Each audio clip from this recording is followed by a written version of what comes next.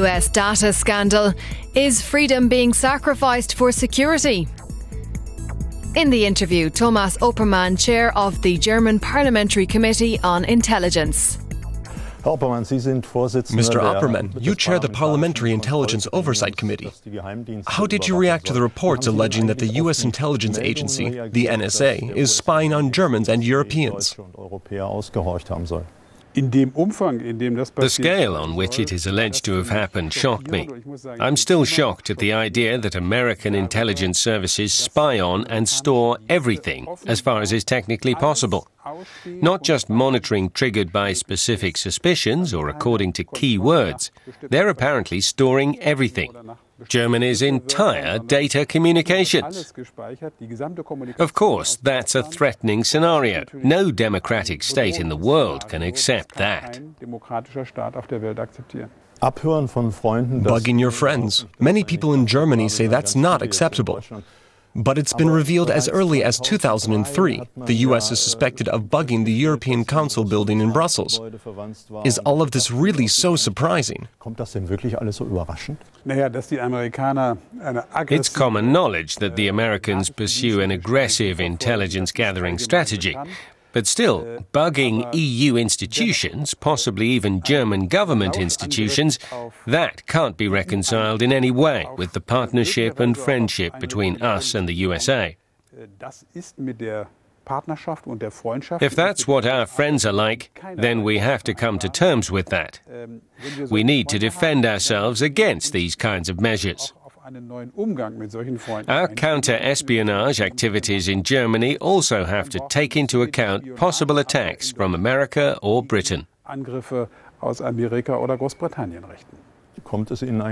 you find it strange that our intelligence services did not notice any of these surveillance activities? I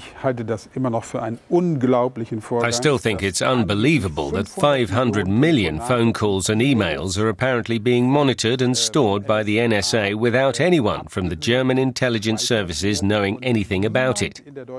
I honestly can't explain that.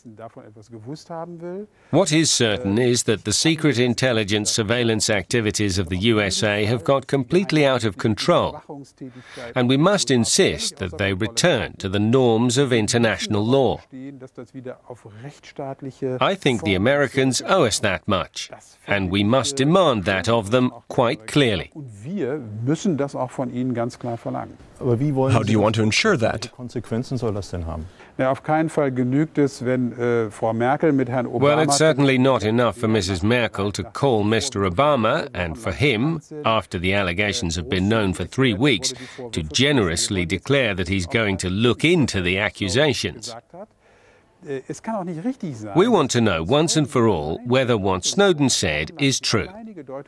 It can't be right that for weeks now Snowden's interpretation of all these events is the only one out there, and that we can't check these facts with the Americans. And it's not enough to send a mid-ranking delegation from Germany to Washington. I don't know what they're expected to find out. We need to discuss this at a political level with the Americans and find a consensus about the limits of political activities.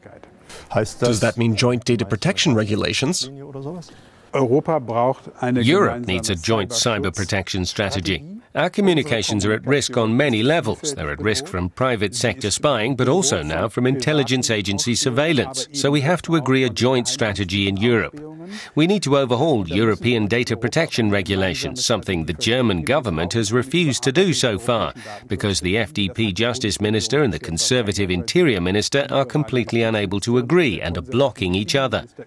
We need to make progress there. Only then do we have a chance of successfully implementing such standards globally, including with the Americans. The Internet is global, but data protection is national, with many different data protection standards, even in the EU. Are common regulations realistic? Think about the British, who have also been spying. That's true. We need a global convention to protect personal communications, including from Internet companies who use opt-out procedures to essentially gain access to all personal data. It's impossible for citizens, for users, to rule out that kind of access. We want to change that. We want Google, Facebook or Apple to only store their users' information for their own purposes if they have express agreement. Right now, it's the other way round. And that can't be allowed to continue. Data protection is just as threatened by private power as it is by the misuse of state power. That's a major problem, of course, because we all put our data on the net relatively freely, whether it's Facebook, Twitter, or whatever. Is there a solution other than going back to the digital Stone Age? Every user has to decide for themselves how transparent they want to be. But I think that privacy protection is an important good. At some point in their life, everyone will experience how important and valuable privacy protection is. Protecting privacy is certainly a constitutional right, and every individual has the right to insist on it. We cannot allow a system of internet communication and technology to develop that ultimately excludes the protection of privacy. During the US President's recent visit here, Angela Merkel spoke of the new territory of the political and legal coordination of the digital world. Do politicians need to admit that they don't yet have the right solutions, or indeed any solutions? Well, the Internet isn't really all that new, and our Constitution is certainly not new territory.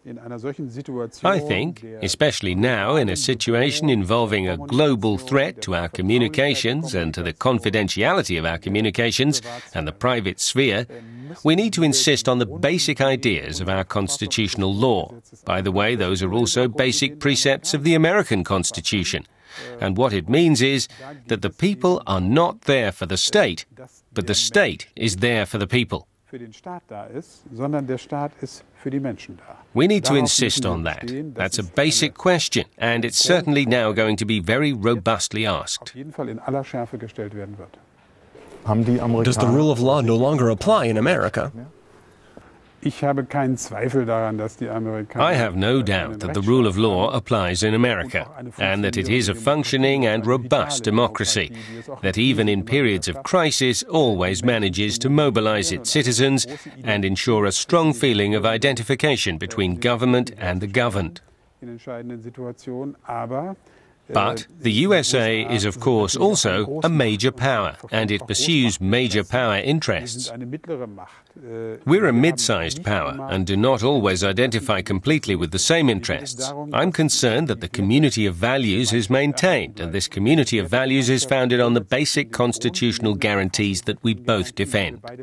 We should not focus so exclusively on security that in the end we lose our freedom. Let's assume that German agencies receive possibly illegally attained information from the American intelligence services pointing to a possible terrorist threat. Do we have to ignore this information, reject it? That would be a difficult situation for an interior minister. Of course, we cannot allow ourselves to be blackmailed. But if this information can contribute to preventing serious wrongdoing, then I would also use it. But at the same time, I would point out that we still have to defend the rule of law. You can't put basic principles at risk, even if it is useful in individual cases. Then it is an emergency or a self-defense situation. But we can't make an emergency situation the measure of our general rules, because then we're getting into difficult territory.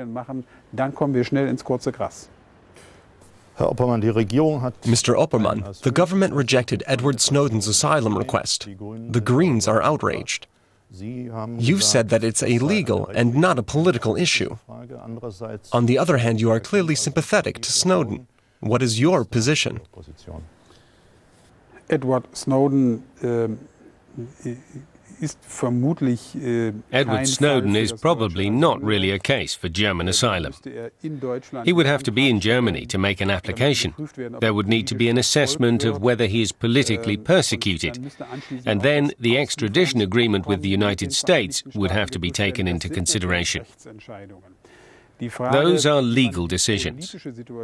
The question of how one resolves the political situation, I would answer somewhat differently. I believe that Edward Snowden has made a very brave moral decision. He has disclosed information, obviously by violating American laws and his obligations as an employee. But the information is of immense importance to the global public and also to our relationship with the United States and for the protection of our citizens. That has earned him the sympathy of a lot of people. He has committed a kind of civil disobedience, and I have a certain amount of respect for that. At the same time, I don't believe that in the light of the consequences of such a decision, the German Interior Minister or the German government on its own could decide on this issue. I think a humanitarian solution can only be reached through an agreed position with the other European countries. How much damage has this caused between allies? This is a serious crisis of trust in our relationship with the United States. No one can play that down. Even the trust of members of the German government has been seriously shaken. That needs to be repaired. And that can only happen through clear political understandings and eye-level talks. Hastily arranged telephone calls between the heads of government are no help. What we need now are frank discussions with the United States about how to reconcile privacy protection with the continued ability to gain information that protects us from dangerous attacks. Thank you very much. Thank you.